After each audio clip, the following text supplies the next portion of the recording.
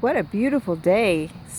Friday, the 7th of April. Moving along in the year.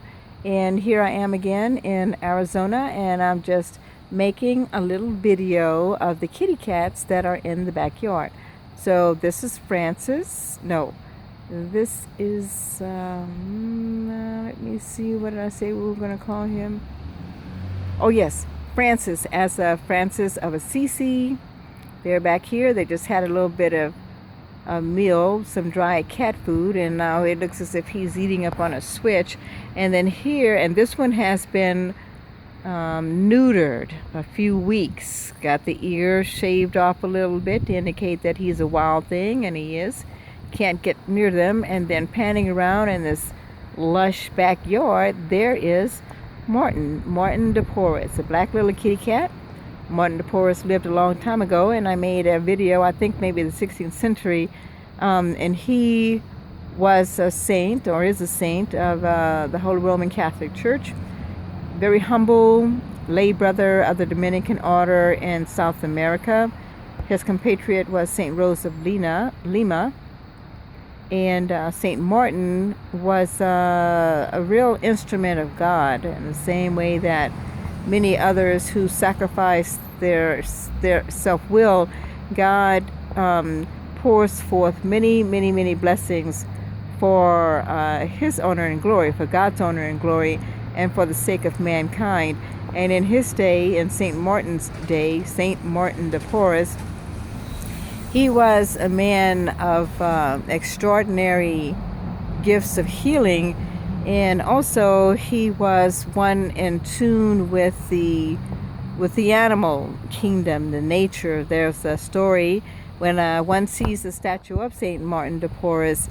Normally, there are mice at his feet, and what happened was the mice were getting into the stores of the Dominican priests or the Dominican community, and Saint Martin made a deal with them, saying that if they would stay away from the food supply of the religious community of Dominicans, then he would provide their nourishment. And so I commend many of our endeavors that are animal related to Saint Martin de Porres, as well as Saint Francis of Assisi.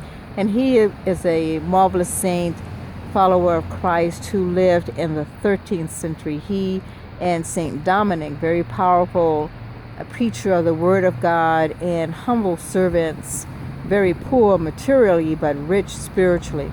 So here these little kitty cats are playing out here. Been trying to catch the little black kitty called Martin, but he is one cat that is leery of anything.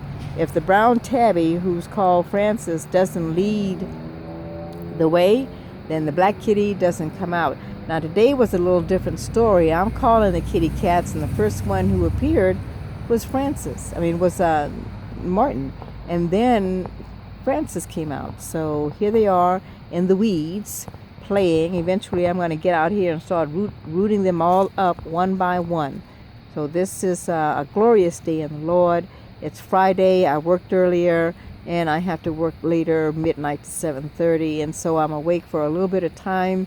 And I've already cleaned up after the kitty cats, fed them. Herman, the doggy, he loves to eat anything but his own food, so I gave him a little bit of cat food. The cat food is expensive, and so I don't throw that out very lightly, and I wait for the little ones to practically eat every granule. Nothing is wasted. It's so expensive, but it's worth it. These are God's creatures, and I have a joy in watching them and feeding them, cleaning up after them. It's just a part of what one does when you have pets. So there, those little rascals are out there fighting. Well, not fighting, but actually they're just playing. And I'm happy that they're comfortable enough with me to just be themselves. They play for a little bit of time. I'm going to go in because, again, I need to get ready and start relaxing. This is the week before we go into Holy Week, and so I'm going to pray the Stations of the Cross later. I wasn't able to go to Holy Mass because I had to work earlier. So here I am in the backyard of this marvelous house that I'm renting. Blessed be God. I say it every day. And I am going to see if I can capture these rascals, but they're back there. They're playing, and they get into the grass. There they are. They get back there, and I just have a good old time. I'm almost going to be sorry to have to pull off these weeds because they have a great time hiding in them, but I'm going to leave certain a patch for them to just play around in and just to enjoy nature. They are feral cats, and they will not, at this point, allow me to touch them or get too close to them, but my hope is that eventually we'll capture oh, golly, look at him playing back there. We'll eventually capture Martin and have him neutered, and then that will be at least 6 or 7 kitty cats, strays, that have been neutered, taken care of. We want to love them and take care of them and feed them. So blessed be God in all his angels, his saints, and in his creatures.